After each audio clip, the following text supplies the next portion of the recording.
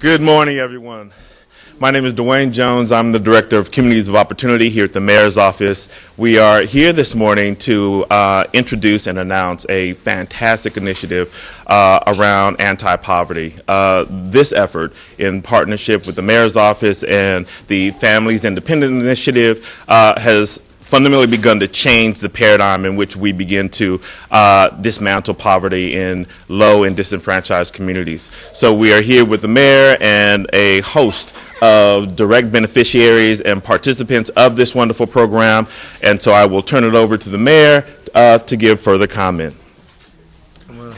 Thanks, Dwayne. And let me thank everybody, all of you, very much for taking the time to come out here and put a human face on this initiative. I'm immeasurably honored to have the opportunity to introduce you to a number of people that you see behind me that are the faces of success as it relates to this program, the Family Independent Initiative that was launched a few years ago under the frame of our Communities of Opportunity. The whole focus is on poverty and trying to manifest some real change as opposed to further the rhetoric around poverty and poverty eradication. I have been immeasurably frustrated, and I'm sure all of you have as well, that things have changed, but only slightly, in the last 40-plus years in this country, this state, and even in this city as it relates to the issue of poverty and income inequality. We've seen concentrated poverty that we saw in the late 1960s that we still see today in cities like San Francisco. And all the money, all the rhetoric, all the ingenuity, all of the initiatives that have been advanced by elected officials of all stripes from all states and around the rest of this country haven't necessarily proven themselves successful. Now, we've seen some in isolation, in silos, that have been proven wildly successful, but we've never seen a connection, a narrative that ties in all of these initiatives in a way that strings them together and creates a truly interdependent system that provides some more permanent and sustainable change. So in an effort to try new things and to look at innovative strategies and best practices, a couple of years ago, Dwayne Jones learned about a program called, again, the Family Independent Initiative, where the idea was rather simple.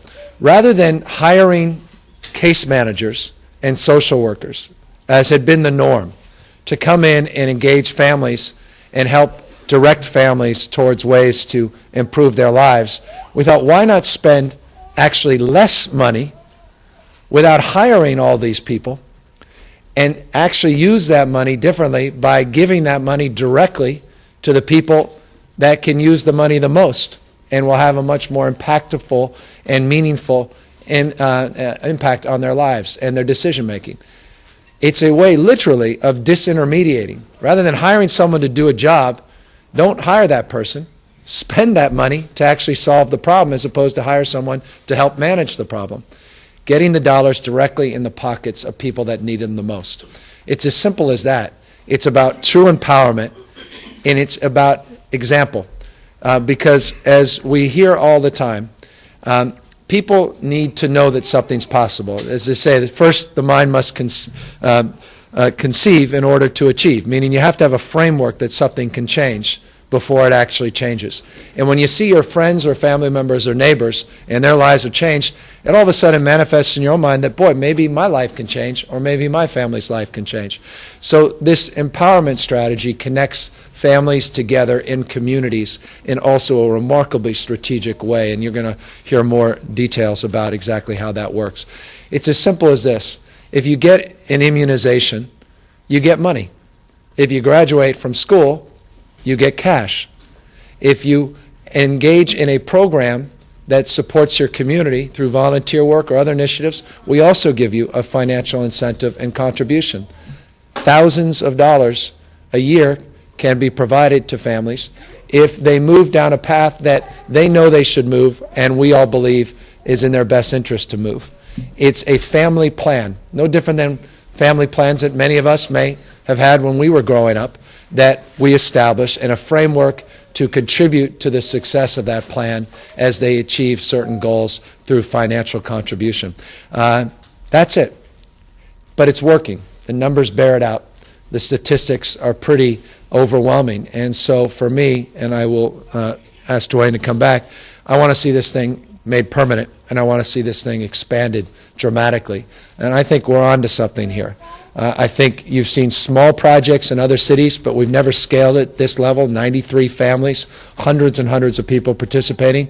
I want to see thousands of people participating and hundreds of families. And so we're working with the private sector, philanthropic, federal folks, and trust me, there's, I think, no smarter stimulus opportunity for the Obama administration than to help fund this initiative. And so we're going to be very aggressive, demonstrating the opportunity for Obama and Joe Biden to come out and join us with the next phase of success.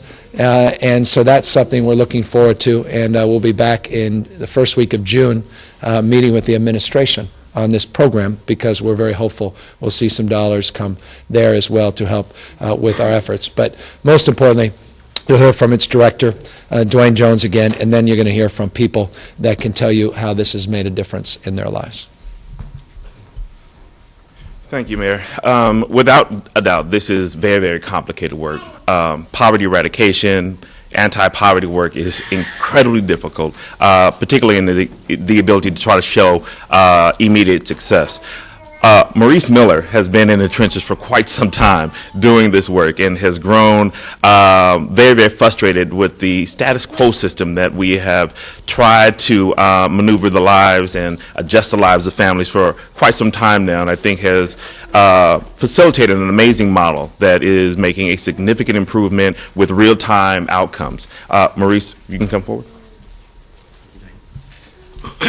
Excuse me, my voice is a little bit off. My name is Maurice Lim Miller. I'm the founder and director of the Family Independence Initiative. I'm really happy to be here, and I want to thank the mayor. That was a huge commitment. This is a very different type of approach to trying to help families. For 20 years, I ran a nonprofit here in San Francisco. We were considered one of the best in the country, and yet I knew that we weren't necessarily breaking the cycle of poverty. We were helping people, and the dilemma ended up being for me that after we'd helped somebody, about 15 years later, I was there like 20 years, 15 years later, I would see their son or daughter come back through my programs. So the issue had been that we had helped people, but were we really getting them further? Were we getting them more to a stable middle class situation? And I didn't feel we were. So in 2001, I quit my job, and I really started the Family Independence Initiative to figure out what would happen if we gave some of the money we normally spend on case managers and whatever, trying to help families, and we actually gave it to the families to find out what they would do with the money. Because families would often tell me that they would know what they would do. My mother, I was born I was raised with a single mom out of Mexico, 2 kids. My mother knew what she wanted to do, and she was only able to get 1 kid out of poverty. And it was really difficult for her, and I lost her in the mid-20s. So for me, I was doing this work to honor my mother, but I knew that she had a lot of the intelligence and the independence and the will to try to be able to get both of her kids out, but she wasn't able to do that. And as I was working in the nonprofit sector, I ran into a lot of families that also knew what they would do. So the Family Independence Initiative was set up to see what families would do if they just got access to a little bit of the money I normally spent on social workers and whatever. And it would cost me close to $100,000 to have an MSW be able to try to get the families to do something. So instead I asked the families, if you had access to a little bit of money and you actually accomplished what the social worker wanted you to accomplish, I'll then send you the money if you show me everything that you do. So we set up a small award system. It wasn't set up so much as an incentive. It was really set up as recognition. We knew that we were working with families that were primarily working. They were already trying to do things for their kids. They were already trying to get their grades up. But what I remember from life when we were very poor is that things are very stressful for you. It is really hard to focus. And what has ended up happening is with the Family Independence Initiative, they're required to report to us every month what they've done in their family, every single member of their family, their kids, their uncle, whoever's living with them, to report what they've done. And what families have told us is that this issue of really focusing and reporting every month gets them to think about their goals in a continuous manner. They're able to focus, and what you see is there's a press packet that has some of the results actually updated from what you have gotten before. The families have done amazingly well, better than they did when I had caseworkers and whatever trying to direct them. And you're going to hear a little bit from them. The piece that actually is always missing that we knew was really key is for my mother and for others. She needed to have friends and other people around her, and she wanted her kids to be around other kids that were also trying to improve. The environment that you're in makes a huge difference. And so the Family Independence Initiative does not work with individual families. We will only work with families when they self-identify a whole group of families, and that group has to commit to work together towards improving their lives. When you're surrounded by your kids trying to improve their lives, your parents trying to improve your lives, your friends trying to improve your lives, even though our awards are very small, $25, $30 is probably all, that what happens is that it creates a very different environment. And when you're in an environment where everybody's trying to get ahead, you tend to do much better. In social services, what we would do is work with families, and they would spend all their time telling us what their problems were. And when you're in an environment where all you're doing is really understanding what people's problems are, and that's all they hear about also from you, then you just don't do as well. So the Family Independence Initiative is really about community, rebuilding that sense of community, people working together, and it's really about focusing on people's strengths, what their skills really are, and not about what their problems are. So what I want to do is I want to let a couple of the families talk about this, and then we could take some questions. Okay, Maria? Hi, my name is Maria Perez, and I'm married. My husband could not be here. He's working. He's the only one who provides for the family. We're a family of 9. And how it's helped us, FII, before, I'm a stay-home mom, take care. We have one disabled child who has a liver and small bowel transplant. She had it done at Stanford.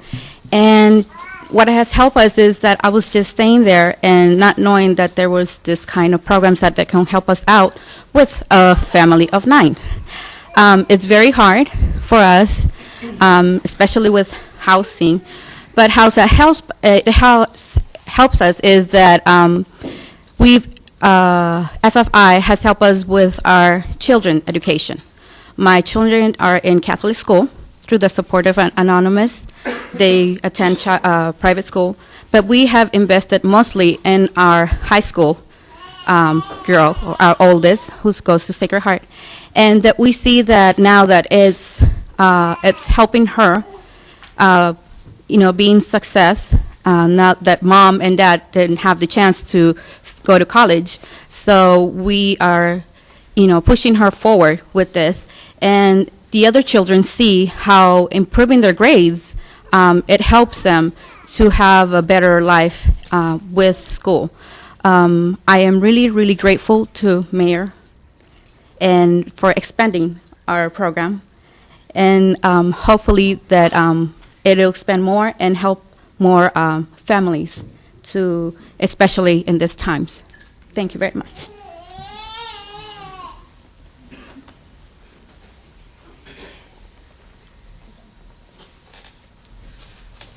Hi everyone, my name is Lucy Michelle, and I am in this program of FII program, and I give thanks to God also first for giving me this program, which through this program it has helped me a lot. And I'm a mother of 9 children, and I'm a grandmother of 2, and it has helped us a lot in this program because I was always wanted to have a career. And I started at City College. I'm a florist designer, and I was trying to get with difficulties to get inside and pay my tuition and pay the books and pay everything. So after, like in the middle of the way, I found this FII program, and they helped me. They were supporting me to go on. And finally, when I finished, I said, okay, now I'm done. Now what is next step for me?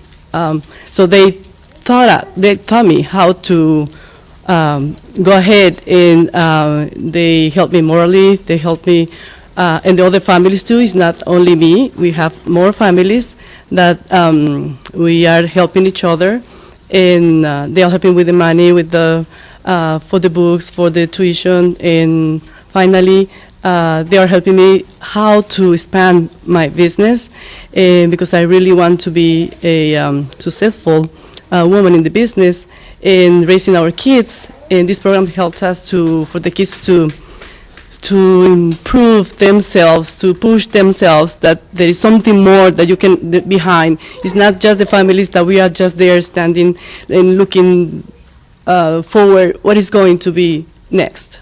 So just go for it. And then we just push our kids too.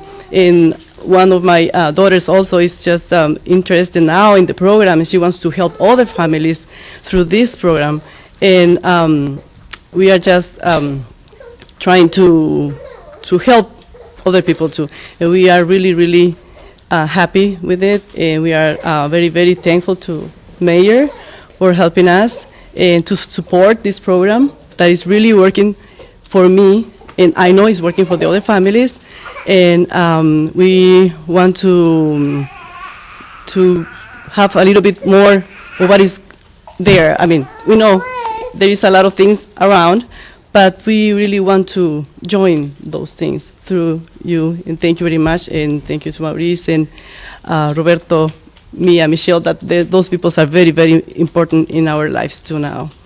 So thank you very much.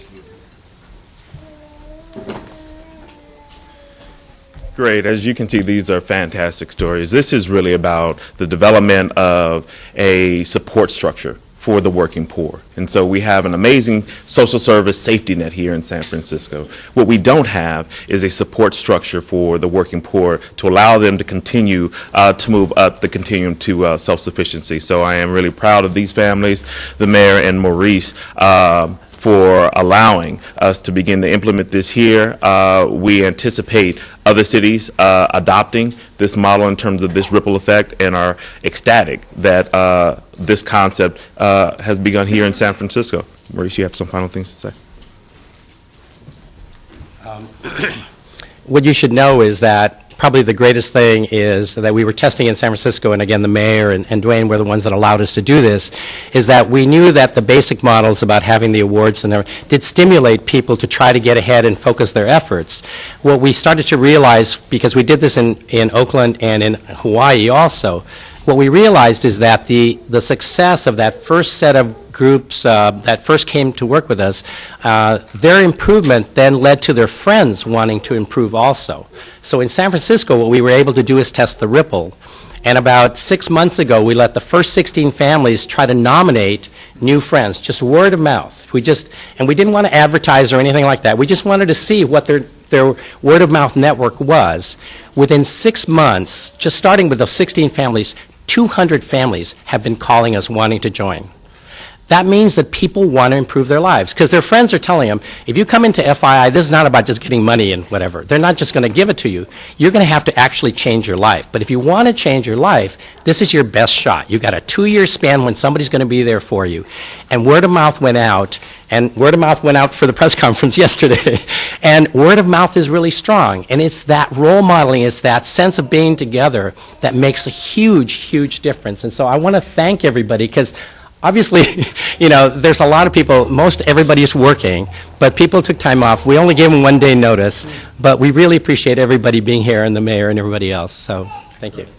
You guys, obviously, imagine you may have some questions, and I'm sure there are a number of you, maybe not all of you want to speak, but if someone else wants to speak and contribute or answer any questions, everyone here is available. You spent $500,000 on this?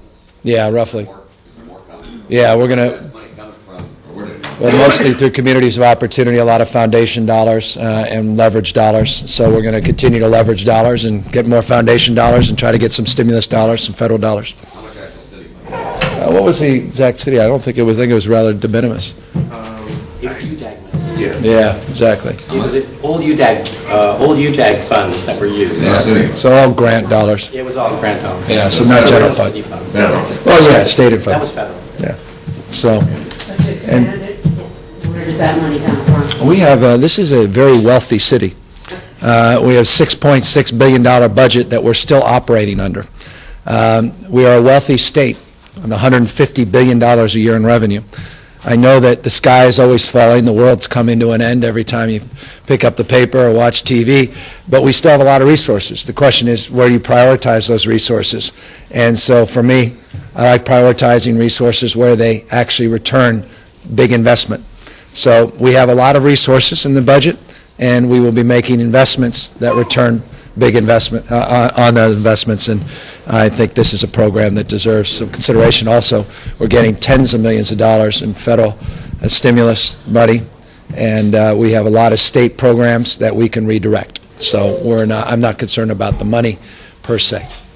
So are new families enrolled right now?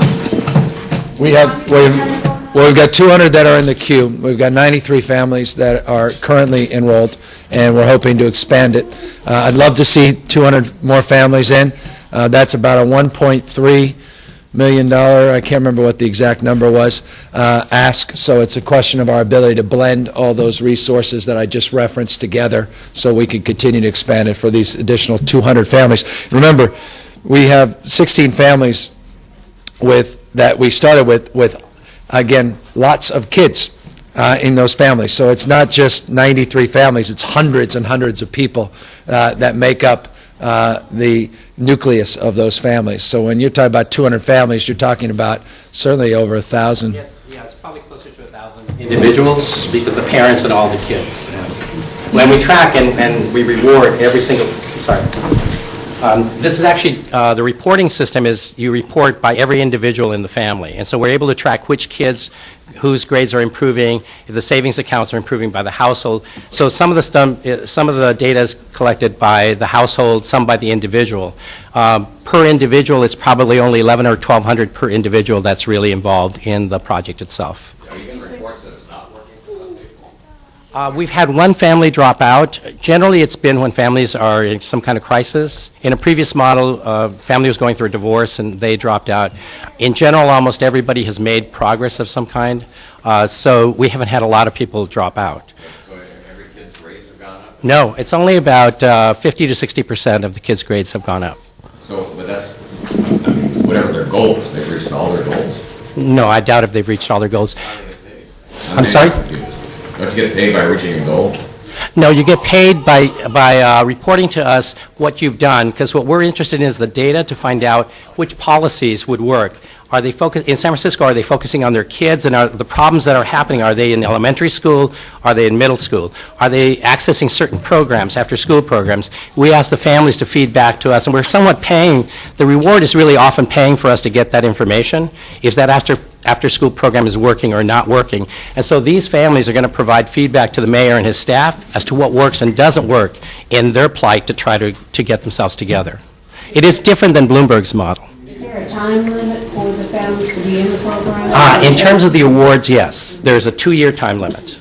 In terms of being able to participate in FII and continue to report to us and be involved, there's no time limit. The families that started with us have all volunteered to stay with us and continue to report to us. So they aren't going to be getting the same awards, but they will continue to report because we want them to stay, they're part of the community. What is the most they've received and how have they spent the money? The most you can get is about $2,000. Every family spends it a little different. Some have done it for tutors for their kids, some to buy books for college, some for an emergency.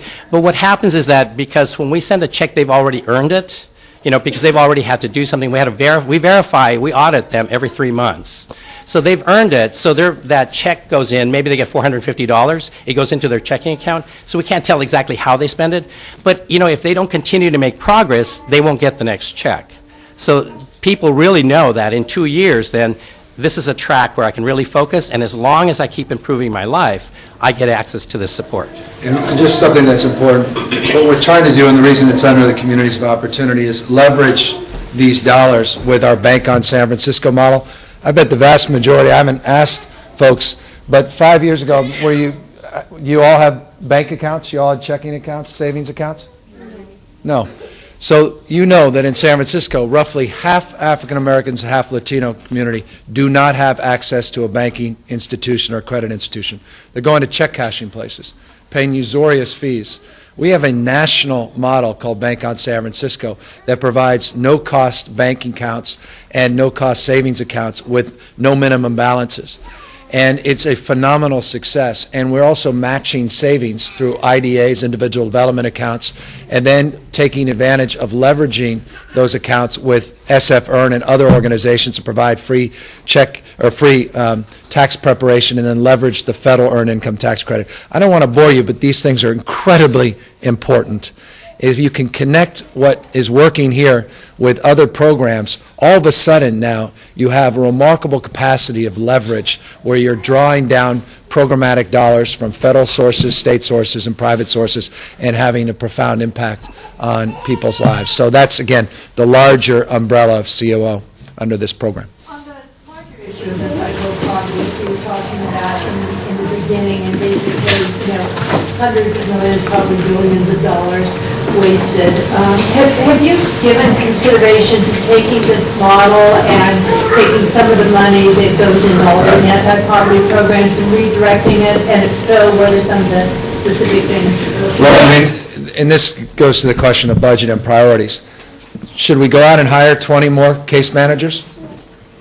I mean, seriously, if you can argue that that's the way to solve things, and you can make the case that in 40 years, probably per capita in those cities try to do more to solve things by hiring more case managers and so forth. As important as case managers and social workers are, it's not an either or. I don't see a lot of evidence that we've made dramatic strides. For some, we've made huge strides. But this is a different approach. So if I have limited dollars, I'd rather spend the money this way than on spending money in the old way. So the answer to your question is, I look at the budget, and I can't afford to hire all these new people, but I can afford to expand a program like this. I spend less money, and I think arguably have a bigger impact. And so that's what we're doing. Well, we're doing. You know that. We are doing that. You know, Barbara, you are right. You do reports about all those programs we're trimming. You see protests every day. You guys write about them. Well, I'm talking about redirecting the money to something like this that you, But we do. that you seem to feel is We do. much more. That's exactly what we're doing. Yeah, I know what you want is I cut this program and I use the money to pass this program. It's not that easy. It's the corpus, the totality. You got $6 billion, you eliminated these programs, and now you've got a budget deficit that you've got a little extra savings because you cut these programs. Now redirect some of that savings. I can't give you a specific, this program was cut to save this one. It's more the total budget within all the complexities of the budget. But the point is, yeah, we're reducing the size of our workforce, we're making programmatic cuts, and we're going to enhance programs like this. So de facto, that's what we've done. You're saving money on caseworkers, are you also saving money on the administration program? All of the above. You just, I mean, yeah, this is, yeah, let's have our resident expert here. Because what we do is we try to get the families to, we really try to shift the responsibility for change to the families. And the way we do that is that we offer them these awards, and basically we have 2 part-time staff. One is a full-time student at UC Berkeley who's a mother of 5 coming off welfare. She works part-time working with 2 of the groups in San Francisco. The other one's Roberto, who's here, and he works part-time also. That's the staff that works with the families. Michelle works part-time. She is the director of the San Francisco project, and then, you know, directors have to fundraise and meet with them. So part of my time goes in. That is the staff that works with these families. But because we don't have very many staff, what we ask the families to do is they have to facilitate their own meetings, they have to organize their own training workshops. We'll pay for the workshop, we'll pay for a trainer if that needs to happen, but we won't organize anything because otherwise we don't shift the responsibility. As long as and then we have a fellowship, and actually there might be some fellows here. Maria, I know, actually just became a fellow, and she plays a bigger role. It is the role of the families and the fellows to train each other, how to use the reporting system, et cetera. Otherwise, I have to hire staff. And we'll always tell them, if you want us to do that for you and it costs staff time, I'll take it from your award money. And they decide they'll just do it themselves. Leadership grows, you know, very little staff, and all of that knowledge stays so that if FI were to go away, these families would continue. And that's what we want. We don't need to be in the middle of everything. Family Independence Initiative. And an emphasis, initiative, empowerment. And that's important principle. It's not a Democrat or Republican principle. To me, it's just common sense.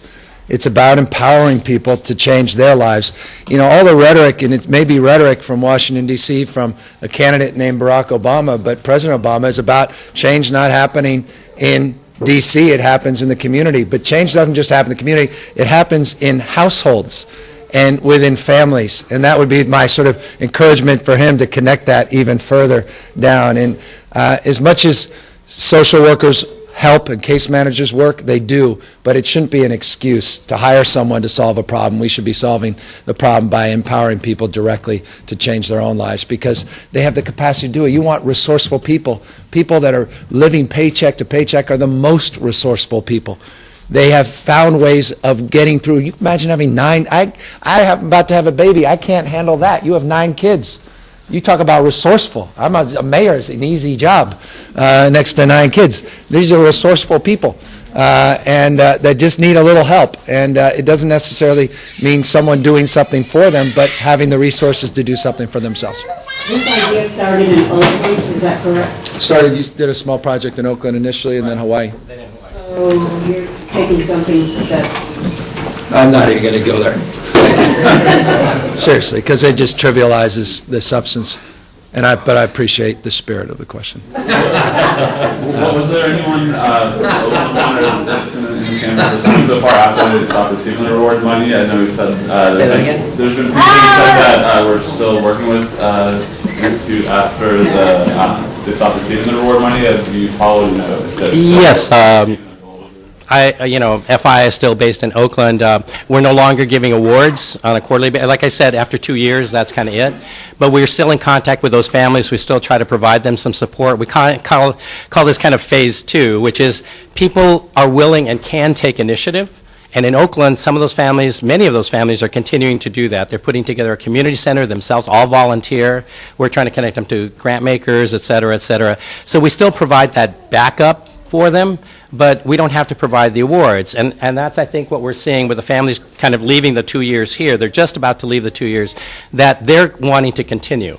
And we'll stay with them for a longer period of time. But San Francisco, what you have to know is San Francisco is really the first time we've tried to really expand this. This is where it can go to scale. That was not done in Oakland or in Hawaii. That San Francisco is the one that's given us the sense that this can go to scale and it can stay and sustain in a community, because it's folks like this, word of mouth, that they want to do something about their lives, and that's what's really special about what's happening here. Can I ask you about the election and the loss of... I think people may, it's getting hot in here too, and I'll anything on this topic with, no, we'll ask everyone to go. Now, you'll see the budget when it comes out. I look forward to expanding this budget, and we're looking forward to finding the resources to expand the opportunity to do more of this. And I'm not going to make it a target day one of people's derision over at the board. So we're going to get this project expanded, and we're creative around here. You mean in other areas? It's not. Yeah, the vast majority. You all know this. Important. The current fiscal year, we have a $6.6 billion budget. Only $1.2 billion is discretionary. So when you ask the question, general fund, it's a very, for me, it's not illusory, but it's a much more complicated question than it may appear on the surface. Money is state money, it's categorical money, it's federal money. We leverage it with private sector money, foundations, individual contributions, CBOs.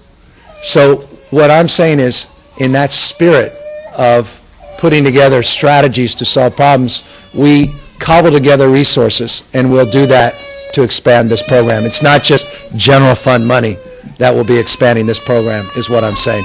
We're going to leverage dollars to expand this program. What I was actually asking is,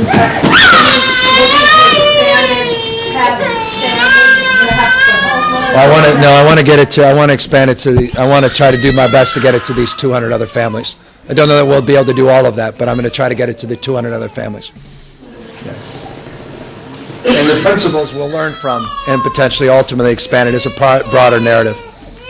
their communities of opportunity. I think our time is up. Thank you, guys.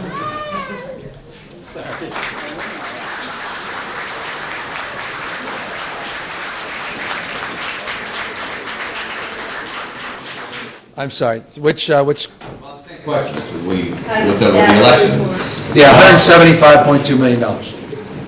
When the governor came up last week with his May revise, he gave a best case and a worst case scenario. The worst case predicated on the likelihood that the budgets would be made worse, or the budget of the state would be made worse if this special election went south. It did, and as a consequence, the city is looking at $175.2 million in cuts. Now, let me be precise in the spirit of the comments about general fund versus enterprise departments.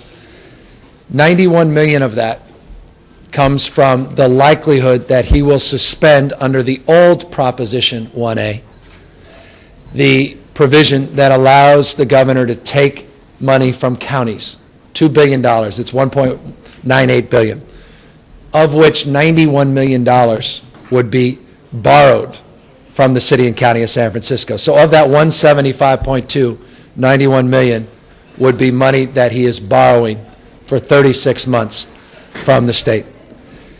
The general fund overall would be hit by $119 million. The rest, again, would be at Muni, airport, PUC, other enterprise agencies. So we're looking at a huge number. This is why I get concerned that we're playing with fire on Muni budgets next week, and folks are continuing to operate with a belief that that somehow that we don't need to be making the tough choices we're making. We also got, and this is important, bad news yesterday. Governor Schwarzenegger was successful, not just flying back to Washington, D.C. to celebrate the Obama administration on the vehicle emissions issue. But he also convinced the governor, or rather the president, to overturn a previous administration decision that would impact our city's general fund by an additional $15.7 million, meaning the governor wanted to suspend wages on in-home support service workers. He initially proposed that, and it was overturned because of the stimulus requirements by the federal government, only to be administratively brought back. And so our budget not only went up $175.2 million, but it went up additional 15.7. And remember, when SEIU backed out, that was 36 million, 23 general fund, and the likelihood that a revenue measure this November got derailed was also evident, and so that's a $25 million hit. You add all these things up, there's a reason that we have been so busy in the last 48 hours. My budget is 99.8% done, and by probably 1 or 2 today, we'll be 100% done because I got to get it to the printer. I am not assuming, and I cannot assume, that SEIU steps back up and in, though I expect they will. I cannot assume and I cannot anticipate revenue for November when that looks increasingly unlikely, though there's always a possibility. And I cannot assume that all of the $175 million of cuts will manifest, but we can assume that some of it will, and that will be in our budget. So that gives you hopefully a confusing overview of where we are. If you're printing this afternoon, can you actually talk about what some of the real cuts are going to be? Well, I think you got a flavor. We have more layoffs. We're processing a thought about part-time work over full-time work. We have tough choices to make in terms of some basic program delivery. But I want people to know we're going to do more health care. We're going to guarantee that people are still safe. We've got a 61% decline in homicides year to date as of this morning. We want to keep that momentum. And we're going to make sure our schools are in good shape. And I want to remind people the schools are not going to be devastated even with the cuts coming from the state this year. Next year they're going to be. even if the governor moves forward with these additional cuts, because of our use of the city's rainy day, Supervisor Duffy's here, and his work and others, we are going to be okay this year in our public schools, but next year we'll be in trouble. So it's a challenge, and we're going to be okay, and we'll get there. If you're a resident of the city, what is the most visible change that you're going to? Well, some will argue, you know, how about those, the sky was going to fall and world was going to come down with my mid-year cuts. Has everyone felt massive deleterious reduction in service? No. We're going to be okay. I don't want to foretell that. You know, I'm radically changing the way we deliver recreation in this city, and I think that was long overdue. I think we do a good job in our parks, but I don't think we do a good job with recreation, and I think we have an opportunity to completely reinvent our recreation model. You can do that very differently, and so I think there may be some things that are done in this budget that on the surface gets a lot of attention for being a cut, when in fact can be an enhancement in terms of delivery of service. I just gave you an example today of a model where we don't have to spend as much money on case managers, but we spend a little less money making a bigger difference by giving them to families directly. So my point is, all cuts do not mean a diminution of service. I'm going to hold the line in terms of our police officers. We're going to hold the line in terms of our investment, I told you, in getting people to a primary care physician in terms of universal health access. We're not shutting down homeless shelters. We're going to increase our supportive housing budget. There are a lot of wonderful things in this budget. But there's some tough choices in terms of mid-level managers, clerk positions, things like that, where we're just going to ask our employees to do a little bit different work and do it within the spirit of our civil service rules, but do things differently. And we're going to reprioritize things. I think we can do this in a way that 2 years from now people go, boy, didn't make that major an impact, or that significant impact on my life, though some programs will be cut. And for the person that's receiving a program support, they're going to feel the biggest impact, but we believe we'll have other programs that could pick up the slack. This isn't a simple question, but what other choices the governor have? Well, you don't come in and make the cheapest excuse for leadership. It is the cheapest excuse, is stealing money from your neighbor to solve your own budget problems at home. That's not leadership. That's a complete abdication of leadership. That's why I supported Governor Schwarzenegger. I think I was the first county mayor to do it. Only county mayor, so I'd to say that with absolute conviction, to support his initiative, the original Prop A, to stop the governor from stealing money from counties. Because what that allows him to do is say, oh, well, look, we didn't cut all those social service programs and the health care programs and public safety programs. But they don't tell the real story, the fact that they force us to do that for them. That's not leadership. They got to get their own house in order. So I'm going to be, we already been on a conference call with CSAC, this group of counties. They've got a big action next week up in Capitol Hill and up in Sacramento next Wednesday, and we're going to be working hard to convince them that that's not a way of doing your job. In fact, it's exactly what the voters said. They said, start doing your job, stop pushing it on our backs, except now they're just going to put it on the county's backs to do their job for them, and I don't think that's right. And I know it's tough, and I know they have to make bad decisions from their perspective, but that's their job, just like it's my job, not to sit there on the sidelines and talk about the way the world should be. I'm accountable for a balanced budget, but I'm not going to do it by stealing money from somebody else. We have to make tough decisions, so I don't think the governor and the legislature should do this. Not talking about next year, but this year. If you were governor this year, what would you do? I'll give you my 77-point plan at a different time. Look, the reality is I'm mayor of San Francisco, and I think you'll get a sense of what kind of governor I'd be in terms of balancing the budget when you see my budget and how we were able to balance a budget that was much steeper than the state's budget problem. San Francisco's budget problem is deeper and bigger than the state's is. Yet we're still being able to save our teachers, expand health care, and protect public safety. That's the way I'd do things if I were up there as well. Okay, thank you very much. In terms of the total numerical size of the budget, do you know how much money this Well, what will the total dollar amount of the budget be? Oh, no one knows yet. It's literally as... Is it going to be larger or Well, remember, you have all these new capital projects, the WSIP program, the Water System Improvement Program. You've got San Francisco General Hospital, the first bonds that went out. All those add to a bigger budget. And I know it's a cheap shot every year that they say, oh, the budget grew. How can they say? You got to look at why the budget grows. All the capital programs, all the federal dollars that are coming in the stimulus, all those grow the total corpus of the budget, even though a lot of those are temporary dollars, because once you spend them, they're out of your budget. So we have a lot of new capital programs this last year, and we've announced them. We were up in Tracy announcing some of them, et cetera. So PUC, the enterprise departments are expanding. The expansion at the International Airport, obviously Laguna Honda in the final tranche of their dollars, and SF General and the new money, the $130 million that is part of the budget, in their budget. So you'll probably see, we'll see, I don't know what the number is yet. They're still working on that. No one knows. The math is still being worked out. It appears then that if you just kind of looked at the budget, it would seem as though the city had lots of money that it doesn't really have. Yeah, it goes to the comments, discretionary versus categorical. And looking at the overall size of the budget is very misleading. You have to look at the discretionary general fund, and that we do not think will be growing at all. I don't know exactly how much lower it will be this year. They don't. No one, there's not a human being right now knows. They're literally at their computers as we speak, and when I say go in the printer, it's really going into the system, and then it goes to the printer. Okay, thanks very much. So this is a group from John O'Connell. Hey guys. Seniors in street law. Good to see you. All City. All right. And Cal. Good. All fronts.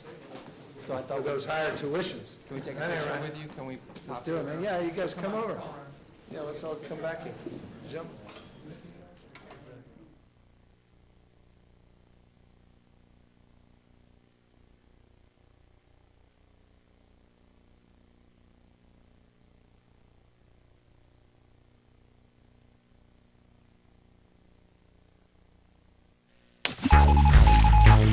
SFG TV, San Francisco Government Television.